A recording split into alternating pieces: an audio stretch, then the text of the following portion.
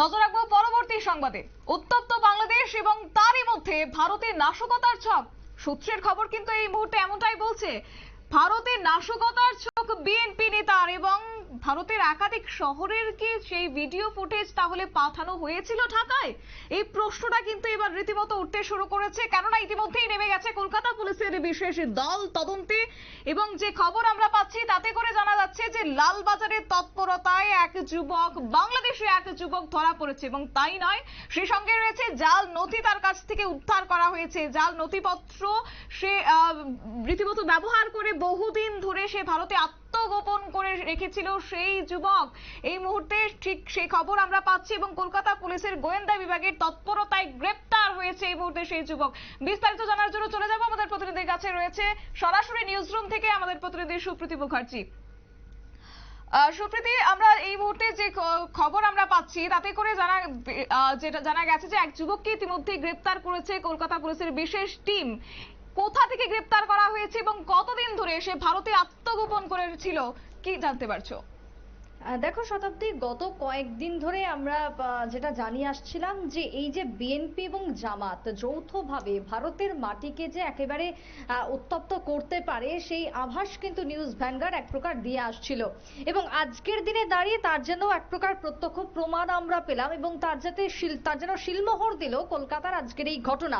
দেখো, আমি শুরু করব কথা, কিন্তু তার আগে একটু বলবো আমি পিসিআর কে যে এক্সক্লুসিভ সেই ফুটেজটা দেখাতে, যেখানে তার জাল যে পাসপোর্ট ইতিমধ্যে ধরা পড়েছে, তার জাল যে নথি রয়েছে, যেখানে তার জাল পরিচয়পত্রকে কাজে লাগিয়েই যে সে এখানে কাজ করছিল কলকাতা বা ভারতবর্ষের বুকে, সেই ছবি আমরা দেখাচ্ছি এই মুহূর্তে এক্সক্লুসিভ।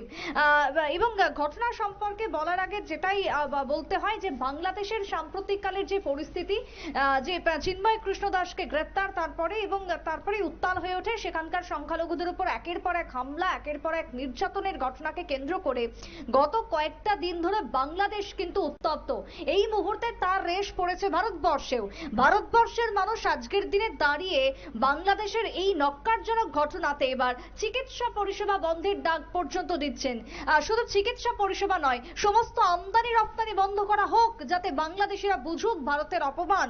এবং যখন থেকে ভারতের পতাকাকে পদদলিত করে বাংলাদেশিরা যাতায়াত করছে, বিশ্ববিদ্যালয়ের সামনে ভারতের পতাকাকে একেবারে পা দিয়ে মারিয়ে ফেলা হচ্ছে, তারপর কোনো ভারতীয় হিসেবে কারোর চুপ করে বসে থাকা আর সম্ভব নয়। কারণ জাতীয় পতাকা একটা দেশের গর্ব, একটা দেশের ঐতিহ্য।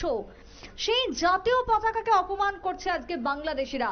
আর এক্ষেত্রে এই পুরো ঘটনার সাথে এই যে বিএনপি এবং জামাত মদতপুষ্ট যে ছাত্ররা রয়েছে, তারা শিক্ষিত সমাজ হতে পারে না, এই বক্তব্য কিন্তু হাজারবার এই নিউজ ভ্যানগার্ডে টকশো হোক বা নিউজ ভ্যানগার্ডের যে কোনো প্রোগ্রামে জানিয়েছেন বিশেষজ্ঞরা যে তারা কোনো রকম ভাবে ছাত্র হিসেবে পরিচয় দেয় না নিজেদের।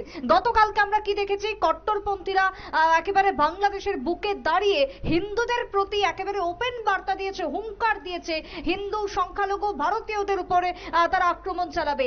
এই ঘটনা যখন লাগাতার ভাবে ঘটছে, একটার পর একটা ঘটনা যখন ঘটছে, তখন আর কারোর পক্ষে চুপ করে বসে থাকা সম্ভব নয়।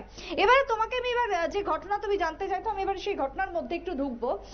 যে ক্ষেত্রে আজকে যে যুবককে গ্রেপ্তার করা হয়েছে, যে অভিযুক্তকে গ্রেপ্তার করা হয়েছে, যার নাম ইতিমধ্যে পাওয়া গেছে রবি শর্মা, সেটা কিন্তু সম্পূর্ণভাবে ভুয়ো। যে পাসপোর্ট বা যে পরিচয়পত্র দেখিয়ে সে ভারতে রয়েছে, সেখানে তার নাম দেখা যাচ্ছে রবি শর্মা। আর এই রবি শর্মার নাম ভাঙিয়ে তিনি দীর্ঘদিন ধরে কাজ করে চলেছিলেন কলকাতাতে একটি হোটেলে তিনি যখন কাজ করছিলেন, দীর্ঘদিন ধরে তিনি কাজ করলেও তিনি কিন্তু আদতে এই জঙ্গি দুঃখিত এই জামাত এবং বিএনপিদের একেবারে লাইনম্যান হিসেবে কাজ করছিলেন। এবং ভারতবর্ষের বিভিন্ন শহরের ভিডিও ফুটেজ, সমস্ত কিছু ঘটনা তিনি রেকর্ড করতেন এবং তিনি পাঠিয়ে দিতেন বাংলাদেশের মধ্যে, এবং তিনি বিএনপি জামাত গোষ্ঠীদের হাতে সেই ভিডিও পৌঁছে দিতেন অত্যন্ত সুকৌশলে এক প্রকার বলা যায়।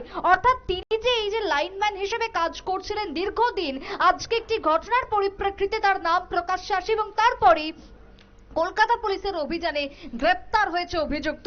এবারে তার যদি আসল নাম সম্পর্কে বলি, আসল পরিচয় সম্পর্কে বলি, তাহলে তোমার চোখ কপালে উঠবে।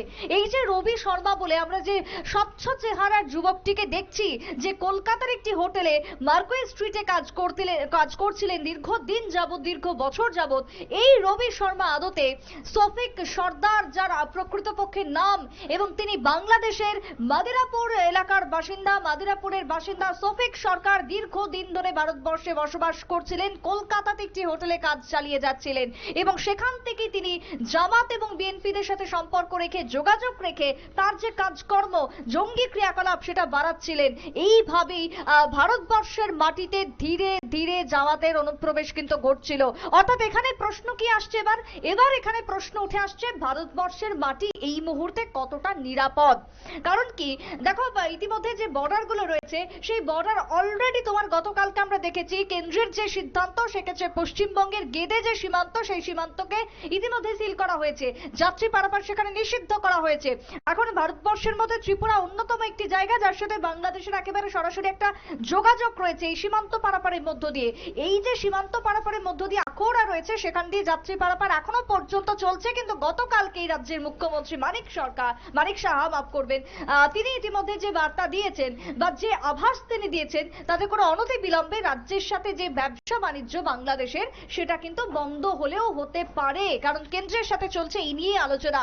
আজ রাজ্যের একটি বেসরকারি হাসপাতাল, সেই হাসপাতাল চিকিৎসা পরিষেবা বন্ধের ঘোষণা দিয়ে দিয়েছে। কিছুক্ষণ আগে আমরা দেখেছিলাম সেখানে সাধারণ মানুষের এক প্রকার আন্দোলন, বাংলাদেশিদের চিকিৎসা পরিষেবা বয়কট করতে হবে, এবং সেই অনুযায়ী হাসপাতাল কর্তৃপক্ষ জানিয়ে দিয়েছে বয়কট করা হলো। শুধু হাসপাতালই নয়, রাজ্যের মন্ত্রীদ্বয়ও এবার এই একই দাবিতে সোচ্চার হয়েছেন। আমরা এই খবর নিয়েও আসবো কিছুক্ষণ পর। তবে এই মুহূর্তে দেখো শতাব্দী, বিএনপি এবং জামাতের যে কার্যকলাপ, যে ক্রিয়াকলাপ ভারতবর্ষের মাটিতে চলছে অত্যন্ত সূক্ষ্মভাবে, সেই ক্রিয়াকলাপ কিন্তু এই মুহূর্তে দিল্লি পুলিশ ধরে ফেলেছে। এবং আর কারা কারা রয়েছে, আজকে রবি শর্মা নাম দিয়ে যে যুবক ভারতবর্ষের মাটিতে কাজ করছে জামাতের এজেন্ট হয়ে, সেই রবি শর্মার মতন আর কারা কারা জড়িত রয়েছে ইতিমধ্যেই দাঁড়িয়ে এই যে তোমার এই যে রবি শর্মা, যে যেমনটা তুমি বলছিলে, সেই জায়গায় শুধু আমরা যেটা জানতে পারলাম যে সেটা শুধু দিল্লি পুলিশ নয়, কলকাতা পুলিশ তাকে গ্রেফতার করেছে। তোমাকে একটু সংশোধন করে রাখলাম। একেবারে দেখো, এই যে কলকাতা পুলিশ গ্রেপ্তার করেছে এই রবি শর্মাকে, সেক্ষেত্রে দিল্লি কিন্তু এক প্রকার এই যে খোঁজ খবর সমস্ত কিছু চালাচ্ছে। এবার দিল্লির যে বিশেষ গোয়েন্দা শাখা গোটা দেশ জুড়ে এবার তোমার স্পেশাল অভিযানে নামছে, যে আর কোনো এভাবে কোনো জামাতের কোনো এজেন্ট ভারতবর্ষের ভেতরে এই মুহূর্তে ঢুকে কাজ করছে কিনা। সুতরাং একদিকে পরিষ্কার যে গোটা ভারতবর্ষ জুড়ে এবার চিরুনি তল্লাশি হবে, যেমনটা কলকাতার বুকে আজকে কলকাতার পুলিশ গ্রেপ্তার করেছে অভিযুক্তকে। সবকিছু মিলে ভারতবর্ষকে নিরাপদ করাই হচ্ছে এখন এই মুহূর্তে সব থেকে বড় চ্যালেঞ্জ। যেরকম কেন্দ্রের কাছে, সেরকম প্রতিটা রাজ্যের কাছে, যে রাজ্যের সাথে বাংলাদেশের বর্ডার শেয়ার হচ্ছে, এই রাজ্যগুলো যাতে আরো অধিক পরিমাণে সিকিউর হয়, কোন রকম ভাবে কোনো জঙ্গি গোষ্ঠীর মদত যাতে ভারতবর্ষের উপরে না পড়ে, কেন্দ্র এই মুহূর্তে কি পদক্ষেপ নেবে। ইতিমধ্যেই বিদেশ মন্ত্রকের সাথে বৈঠক চলছে, কেন্দ্রের প্রধানমন্ত্রী থেকে শুরু করে নেতৃত্বদের, সবকিছু মিলিয়ে এই মুহূর্তে ভারতবর্ষকে নিরাপদ করাই হচ্ছে সব থেকে বড় প্রশ্ন। শতাব্দী, একেবারে সুপ্রীতি, যেহেতু আজ দেখলাম যে এই যে জাল নথিগুলি উদ্ধার করা হয়েছে, তাহলে অর্থের বিনিময়ে রীতিমতো কোনো চক্র কাজ করছে, যার পরিপ্রেক্ষিতে এই জাল নথিগুলো বা জাল আধার কার্ড তারা বানাতে সক্ষম হচ্ছে এবং দীর্ঘদিন ধরে সে ভারতবর্ষের মাটিতে থাকছে। কি বলবে এই বিষয়ে, কি কিছু জানা গেছে? একেবারে তাই, এটা হচ্ছে একটা অন্যতম অপরাধ বলতে পারি, অন্যতম একটা দিক, যে যারা আজকে আসছে কাজ করছে, শুধু তো আজকে যাকে গ্রেপ্তার করা হয়েছে তার সে শুধু একা নয়, এর পাশাপাশি আরো বহু রয়েছে এরকম এজেন্টরা যারা ভারতবর্ষে ঢুকছে।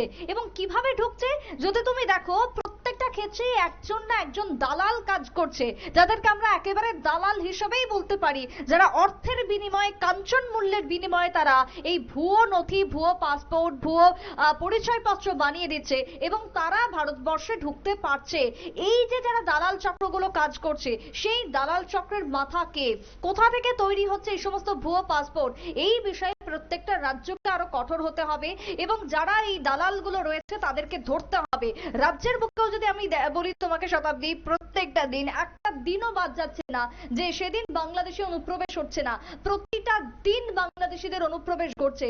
কিভাবে হচ্ছে? এক্ষেত্রেও কারণ কিন্তু সেই একটাই, যে ওই দালাল চক্র, ওই দালালদের মারফতে কিন্তু তারা ঢুকতে পারছে। দেখো আখাউড়া দিয়ে যারা আসছে বা আখাউড়া দিয়ে যারা যাচ্ছে তাদের ক্ষেত্রে কিন্তু তুমি খুব একটা এরকম ধরনের তোমার নজির আসবে না, কিন্তু যারাই তোমার বাঁকা পথে যারা ঢুকছে, যারা তোমার শ্রীমন্তপুর বলো বা এদিকে তোমার সোনামুড়ার দিক থেকে কৈলাসহরের দিক থেকে যে সমস্ত বাংলাদেশিরা ঢুকছে তাদেরই কিন্তু যে উদ্দেশ্য সেই উদ্দেশ্য সফল নয়, এবং তারা যেভাবে ঢুকছে সেক্ষেত্রেই প্রমাণ দিচ্ছে যে তারা অবৈধ অনুপ্রবেশকারী। তাই সেই জায়গাতে দাঁড়িয়ে এই দালাল চক্রকে ধরতে হবে, না হলে কখনোই কিন্তু আমরা ভারতবর্ষকে নিরাপদ করতে পারবো না। আর আজকের দিনে ভারতবর্ষে বাংলাদেশের মাটিতে যে পরিস্থিতি তৈরি হয়েছে তাতে করে কিন্তু ভারতবর্ষের কাছে এই মুহূর্তে একটা বড়সড় চ্যালেঞ্জ ভারতকে নিরাপদে রাখা, এবং সেই জায়গায় দাঁড়িয়ে কেন্দ্রের কাছেও একটা চ্যালেঞ্জ কিভাবে ভারতকে আগামী দিনে আরো সিকিউর করা যায়। সবকিছুকে মিলিয়ে এখন এই মুহূর্তে কেন্দ্রের কি সিদ্ধান্ত হয়, বাংলাদেশিদের সাথে এই যে চিকিৎসা পরিষেবা আজকে রাজ্য বন্ধ করলেও, রাজ্যের একটা অংশ বন্ধ করলেও গোটা ভারতবর্ষের কি স্ট্যান্ড পয়েন্ট থাকবে? ভারতবর্ষ কিন্তু সবসময় উদার মানসিকতা দেখিয়ে এসেছে। আজকের দিনে দাঁড়িয়ে ভারতবর্ষ কিন্তু সর্বতোভাবেই বাংলাদেশিদের পাশে দাঁড়িয়েছে, হাত বাড়িয়ে দিয়েছে তাদেরকে সাহায্যের। কিন্তু তারপরও ভারতবাসীদেরকে যখন এই প্রতিদান দেওয়া হচ্ছে, ভারতে ঢুকে সুকৌশলে যখন ভারতে ক্ষতি করার চেষ্টা করা হচ্ছে, তখন কোনো ভারতীয় হিসেবে কারোরই চুপ করে থাকার কথা নয়, এবং কেউ চুপ করে বসে নেই। প্রত্যেকটা মহল কিন্তু এই মুহূর্তে রাস্তায় নেমেছে। শতাব্দী, তুমি যদি দেখে থাকো গত কয়েকদিন ধরে কেউ বাদ যায়নি। তাই এই মুহূর্তে দাঁড়িয়ে ভারত সরকারের এখন স্ট্যান্ড পয়েন্ট কি হবে? আজকে যে অভিযুক্ত গ্রেপ্তার হয়েছে কলকাতার তোমার যে হোটেলে কাজ করছিল দীর্ঘদিন ধরে, কলকাতা পুলিশের স্পেশাল টিম স্পেশাল অভিযানে আজকে সে গ্রেপ্তার হয়েছে। একেবারে এক্সক্লুসিভ ফুটেজ আমরা দেখাচ্ছি দর্শকদের সামনে, এবং সেই জায়গাতে দাঁড়িয়ে এই রবি শর্মার সাথে আর কারা কারা জড়িত রয়েছে, সে ভারতবর্ষ থেকে আর কি কি করেছে আমরা যেমনটা দেখেছিলাম যে বিভিন্ন ভিডিও তোমাকে বলছিলাম যে সে শেয়ার করতো, বিএনপিদের হাতে সরাসরি তুলে দিত, ভারতবর্ষের গোপন বিভিন্ন খবর সে তুলে দিত, পাস করতো, একেবারে গুপ্তচর হিসেবে সে কাজ করে আসছিল। এর সাথে কাদের যোগ রয়েছে? তাহলে কি পাকিস্তান নাকি তোমার বড়সড় কোনো জঙ্গিদের গোষ্ঠী এর পেছনে রয়েছে? জানিয়ে কিন্তু এই মুহূর্তে ভাবাচ্ছে কেন্দ্রকে। তাই সব মিলিয়ে দাঁড়িয়ে কেন্দ্রের এই মুহূর্তে আরো কঠোর হওয়া উচিত, এই দাবি কিন্তু উঠতে শুরু করেছে। অবশ্যই সুপ্রীতি, আমরা আবারও আসবো সেই প্রসঙ্গে। আপাতত এখানে তোমাকে থামাচ্ছি, অসংখ্য ধন্যবাদ তোমাকে। এবং কার্যত যে খবর আমরা পেলাম তাতে করে পুলিশের কলকাতা পুলিশের বিশেষ টিম ইতিমধ্যে তদন্তে রয়েছে, এবং নথি জাল করে নাম ভাঙিয়ে রীতিমতো দীর্ঘ বেশ কয়েক বছর ধরে সে সেখানে কাজ করছে, এবং ভারতবর্ষের বিভিন্ন শহরগুলির ফুটেজ কার্যত ঢাকার পাঠানো হয়েছে। এবার কি সত্যি নাশকতার ছক, নাকি আইএসআই এর হয়ে এবার কাজ করতেন সেই ধৃত বাংলাদেশি গুপ্তচর বৃত্তির কাজ দীর্ঘদিন ধরে চালিয়ে যাচ্ছে? সবটা অবশ্য সময় বলবে। তবে আপাতত পুলিশ তদন্তে নেমেছে, এবং আগামী দিনে কেন্দ্রের জন্য এই মুহূর্তে সব থেকে বড় চ্যালেঞ্জ হয়ে দাঁড়াচ্ছে, যাকে করে কেন্দ্র করে যে রীতিমতো নথি জাল করে বাংলাদেশ থেকে ভারতে প্রবেশ করছে। এখন দেখার বিষয় তদন্তের পরিপ্রেক্ষিতে কি বেরিয়ে আসে।